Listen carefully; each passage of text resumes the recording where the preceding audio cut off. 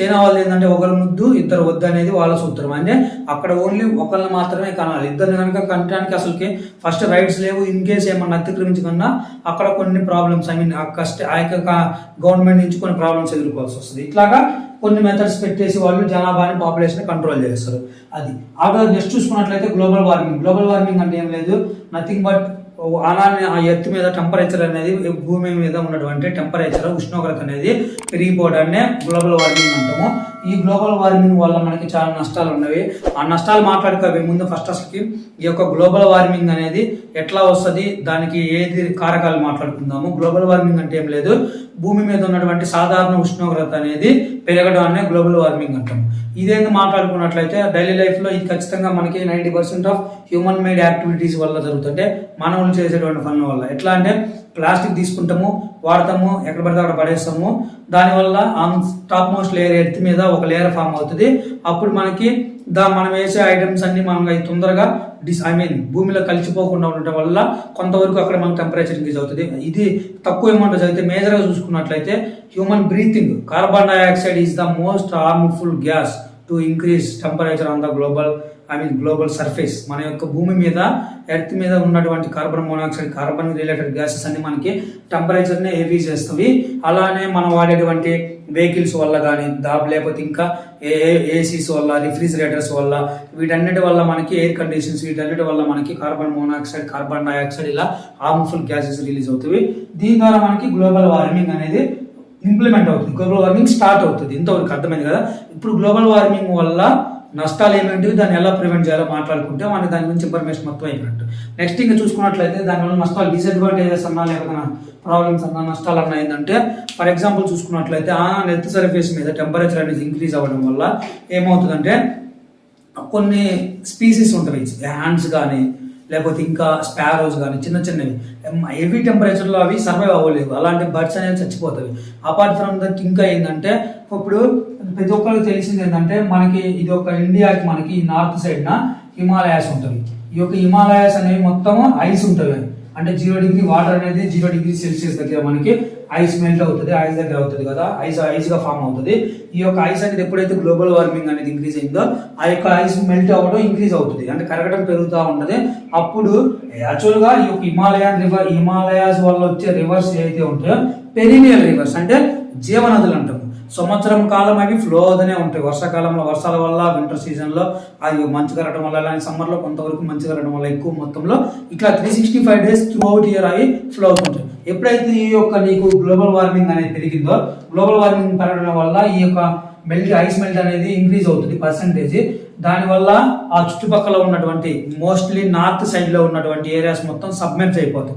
అంటే ఆ యొక్క నదులు అనేవి పెరిగిపోయి అక్కడ ఉన్నటువంటి పక్క ప్రాంతాలన్నీ మునిగిపోవడానికి ఎక్కువ అవకాశం ఉంది. ఈ విధంగా తీవ్రమైనటువంటి మనకి పరిణామాలు మనం ఎదుర్కోవాల్సి వస్తుంది ఈ యొక్క గ్లోబల్ వార్మింగ్ ఇంక్రీజ్ అయితే.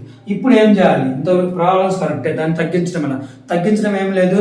హార్మ్ఫుల్ గ్యాసెస్ ని, దాని యొక్క యూసేజ్ ని కొంతవరకు మినిమైజ్ చేయాలి, తగ్గించాలి. అలానే నెక్స్ట్ ఇంకా ఏంటంటే ప్లాంట్స్ ఎక్కువ ప్లాంటేషన్ చేయాలి. ప్లాంట్స్ అనేవి ఎక్కువ ప్లాంటేషన్ చేయడం వల్ల ఏంటంటే ప్లాంట్స్ అనేవి కార్బన్ డైఆక్సైడ్ తీసుకుంటుంది, ఆక్సిజన్ రిలీజ్ చేస్తుంది.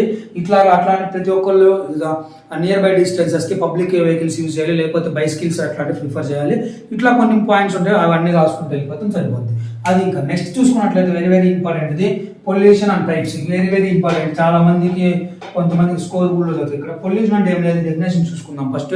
Pollution definition nothing but is అక్కడ ఉన్నటువంటి దాని యొక్క స్థానాన్ని, దాని యొక్క క్వాలిటీని, దాని యొక్క నేచర్ని వేరేటువంటి ఐటమ్స్ అనేవి మిక్స్ అవడం వల్ల, యాడ్ అవ్వడం వల్ల దాని యొక్క సామర్థ్యం కోల్పోవడాన్ని నథింగ్ బట్ పొల్యూషన్ అంటాం. ఫర్ ఎగ్జాంపుల్ చూసుకున్నట్లయితే అలానే దీనిలో టైప్స్ మనకు చాలా ఉంటాయి. వాటర్ పొల్యూషన్ ఉంటుంది, సాయిల్ పొల్యూషన్ ఉంటుంది, అట్లానే ఎయిర్ పొల్యూషన్ ఉంటుంది. ఇట్లా మనకి 4 టైప్స్ ఆఫ్ పొల్యూషన్స్ అనేవి ఉంటాయి. ఇట్లా ఈ పొల్యూషన్స్ మొత్తం క్లియర్గా అసలు 1 or 2 minutes బ్రీఫ్గా మాట్లాడే ప్రయత్నం చేస్తా. ప్రతి ఒక్క దానికి కూడా కీ కాన్సెప్ట్స్ మళ్ళీ సపరేట్ వీడియోస్ అయితే చేస్తాను, ఎవరు వరి అవ్వద్దు.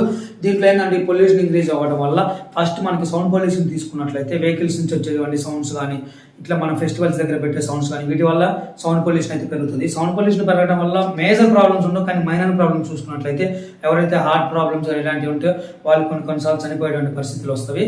ఇట్లా కొన్నిసార్లు మనకు ఉన్నటువంటి ఇయర్ డ్రమ్ కానీ ఇట్లాంటివి డ్యామేజ్ అవుతుంటాయి. ఇవి ప్రాబ్లం.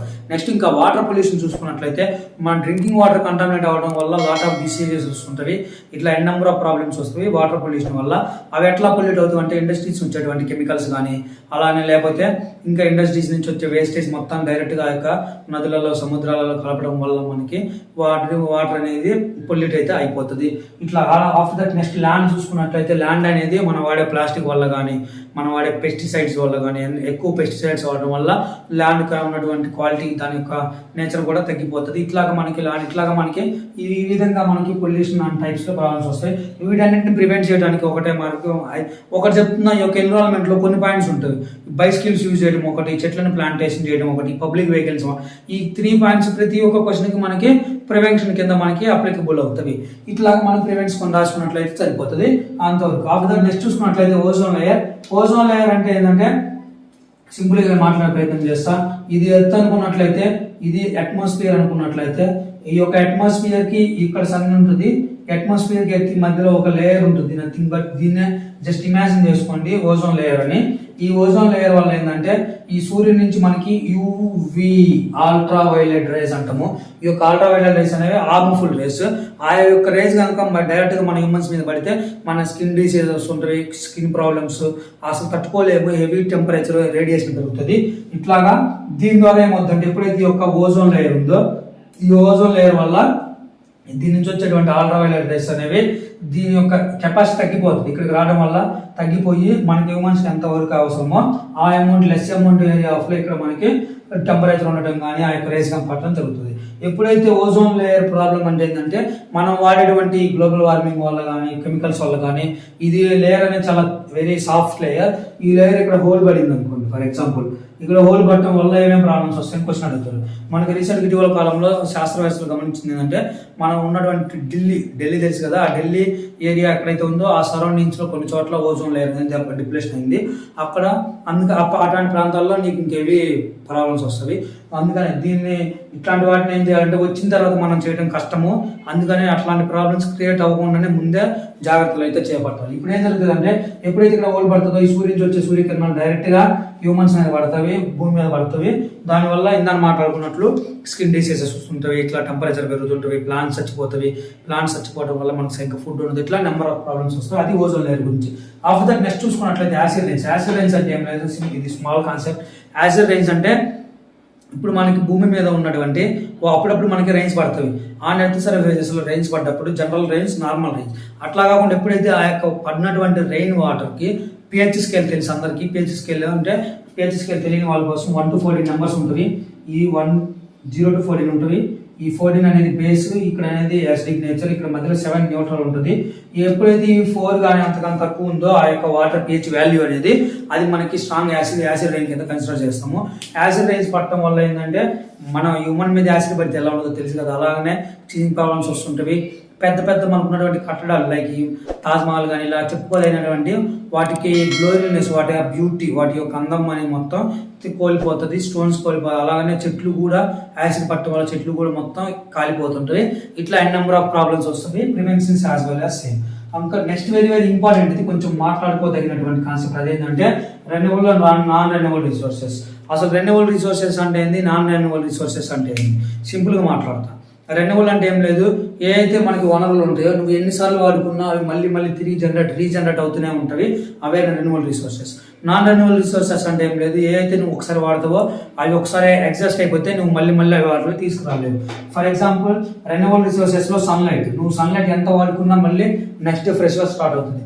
నాన్ రెన్యూవబుల్ రిసోర్సెస్ లో క్రూడ్ ఆయిల్ అంటే మనం ఏదైతే పెట్రోల్, డీజిల్ ఇవి తీసుకుంటామో ఆ క్రూడ్ ఆయిల్ అనేది వన్స్ నువ్వు కనుక ఎక్కువ వాడి అయిపోగొట్టినావు అంటే ఫర్దర్ మనకు వచ్చేటువంటి ఫ్యూచర్ జనరేషన్ వాళ్ళకి క్రూడ్ ఆయిల్ అయితే మిగలదు. వాళ్ళు ఎలక్ట్రిసిటీ పరంగా కానీ లేకపోతే ఇక్కడ పెట్రోల్ పరంగా, డీజిల్ పరంగా ప్రాబ్లమ్స్ అయితే ఎదుర్కోవాల్సి వస్తుంది. ఇది కనుక ప్రాబ్లం వస్తే మన డెవలప్మెంట్ అనేది ఆటోమేటిక్ అయితే పడిపోతుంది. మళ్ళీ మనం ఓల్డెన్ డేస్కి వెళ్ళిపోవాల్సి వస్తుంది. ఇట్లా ప్రాబ్లమ్స్ వస్తుంది. వీటిని కంట్రోల్ చేయడానికి యాజ్ యూజువల్ సేమ్ మెథడ్స్. కాకపోతే గవర్నమెంట్ కొన్ని చర్యలు తీసుకోవాలి, ఎంతవరకు అవసరమో అంతవరకు దాన్ని రిప్లేస్మెంట్ చేయాలి. ఇట్లాగా ఇది ఒక separate concept. After that next చూసుకున్నట్లయితే సాయిల్ ఎరోజన్. సాయిల్ ఎరోజన్ అంటే ఏం లేదు. సాయిల్ ఎరోజన్ అంటే నీకు ఇంకా సింపుల్ ఎలా చెప్పాలంటే భూమి పైన ఉన్నటువంటి లేయర్ పాడైపోతుంది. కొన్నిసార్లు నువ్వు ఎక్కడైనా వర్షాలు పడేటప్పుడు ఎప్పుడైనా చూస్తే భూమి అనేది పెద్ద పెద్ద క్రాక్స్ వస్తుంది. ఈ విధంగా ఇట్లా భూమి అనేది చీలిపోతుంటుంది అక్కడక్కడ. దాన్నే మనం సాయిల్ ఎరోజన్ అంటాము.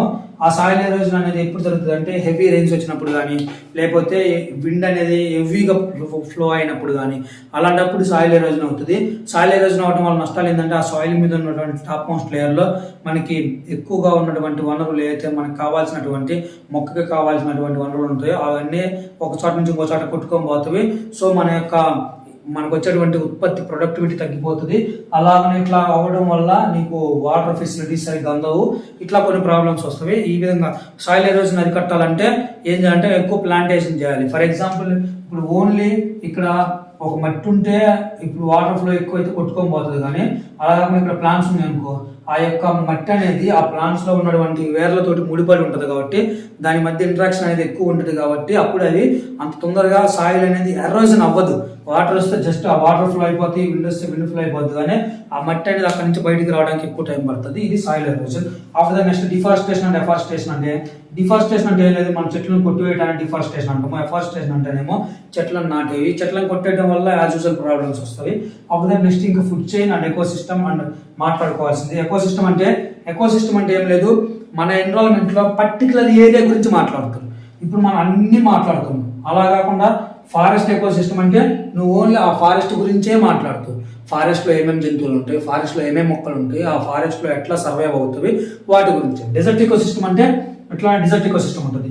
డిజర్ట్ ఎకో సిస్టమ్ అంటే ఏమింది, అక్కడ వంటే ఉంటుంది, అక్కడ టెంపరేచర్ ఎట్లా ఉంటుంది, ఆ కండిషన్స్ ఎట్లా ఉంటుంది, అక్కడ మనుషులు బతుకుతారా, బతికితే ఎలా బతుకుతారు వాటి గురించి.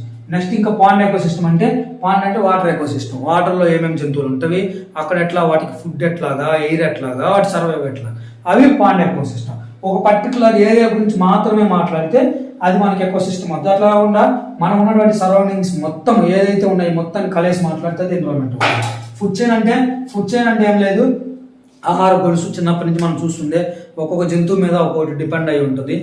అది ఒకసారి చూసుకోండి. నేను చెప్పడం కన్నా మీకు ఒక ఇమాజినరీ రూపంలో చూపిస్తే బాగుంటుంది. ఇన్ కేస్ ఇఫ్ పాసిబుల్ అయితే డిస్ప్లే మీద ఆ యొక్క ఫుడ్ చైన్ శాంపిల్ అయితే ప్రొవైడ్ చేయడానికి అయితే ప్రయత్నం అయితే చేస్తాను. ఆ ఫుడ్ చైన్ అంటే ఏం లేదు, ఒకదాని మీద ఒక్కొక్క జంతువు ఆధారపడి ఉంటుంది. ఫర్ ఎగ్జాంపుల్ ఇప్పుడు మనం డీర్ అనేది లయన్ తింటుంది, అట్లా డీర్ గ్రాస్ తింటుంది.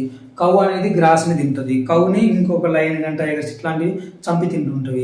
ఇట్లా స్నేక్ వచ్చేసరికి చిన్న చిన్న కప్పల మీద, ఫ్రాగ్స్ మీద, వాటి మీద బతుకుతుంది.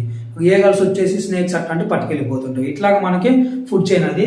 ఆఫ్టర్ దట్ నెక్స్ట్ ఇంకా ఇంతవరకు చూసుకున్నట్లయితే మేజర్ అయిపోయినట్టు. ఇంకా నెక్స్ట్ నేర్చుకోవాల్సినటువంటివి 1886 చైల్డ్ లేబర్ యాక్ట్ ఒకటి, అట్లానే ఎన్విరాన్మెంటల్ ప్రొటెక్షన్ యాక్ట్. దీంతో పాటు ఏఐడిఎస్, ఈ యొక్క ఎయిడ్స్ డిసీజెస్ గురించి ఒకసారి చూసుకోండి. యాజ్ ఎన్విరాన్మెంట్ స్టూడెంట్ గా తెలుసుకోవాలి ఖచ్చితంగా.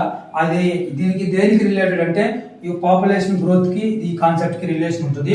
సో అందుకని చెప్పేసి మీరు ఈ డిసీజెస్ ఎట్లా వస్తుంది, దాన్ని ప్రివెంట్ చేయడం ఎట్లాగో వాటి గురించి ఒకసారి నేర్చుకోండి. దీంతో పాటు ఇంకా చైల్డ్ లేబర్ యాక్ట్ అంటే ఏం లేదు, ఎవరైతే 0 నుంచి 1 నుంచి 14 సంవత్సరాల లోపల మధ్య వాళ్ళ చేత పనిచేయడాన్ని అది బాల కార్మిక వ్యవస్థ అంటాము, చైల్డ్ లేబర్ యాక్ట్. దీంట్లో కేసు కూడా పెట్టొచ్చు మనం ఎవరైనా అట్లా చూస్తుంటే. ఎట్లా వాళ్ళ చేత పని చేయద్దు, వాళ్ళు ఖచ్చితంగా చదువుకోవాల్సినటువంటి ఏజ్ 1 to 14 years ఉన్న వాళ్ళకి ఖచ్చితంగా వాళ్ళు చదువుకోవాలి అని చెప్పేసి పాయింట్స్ ఉంటాయి. ఎవరైతే ఈ యొక్క రూల్ని అతిక్రమిస్తారో వాళ్ళ మీద మనం కేసు పెట్టాలంటే ఈ యొక్క యాక్ట్ ద్వారా మనం పెట్టేసుకోవచ్చు. After next 1986 environment protection act అంటే ఇప్పుడు దాకా మాట్లాడుకున్నామంతా ఇప్పుడు గ్లోబల్ వార్మింగ్ కానీ లేదా ఓజోన్ ఇట్లాంటి అన్నీ ఏ విధంగా ప్రొటెక్ట్ చేయాలి, ఏ విధంగా మన ఎన్విరాన్మెంట్ ని కాపాడుకోవాలి, ఈ కీ పాయింట్స్ మొత్తం కూడా మనకి ఈ యొక్క 1886 ఎన్విరాన్మెంట్ ప్రొటెక్షన్ యాక్ట్ లో ఉంటుంది. ఇది ఫ్రెండ్స్ మరి ఓవరాల్ గా ఒక ఐడియా అయితే ఖచ్చితంగా ఈ వీడియో అయితే 100-200% మీకు యూజ్ అయింది అనుకుంటున్నాను. యూజ్ అయితే మాత్రం తప్పకుండా వీడియో లైక్ చేయండి, అట్లా మీ ఫ్రెండ్స్ అందరికీ షేర్ చేయండి మన ఛానల్ని. Thank you everyone for subscribing all and అట్లానే all the best for your future exams. And this is Ganesh signing off. Bye by.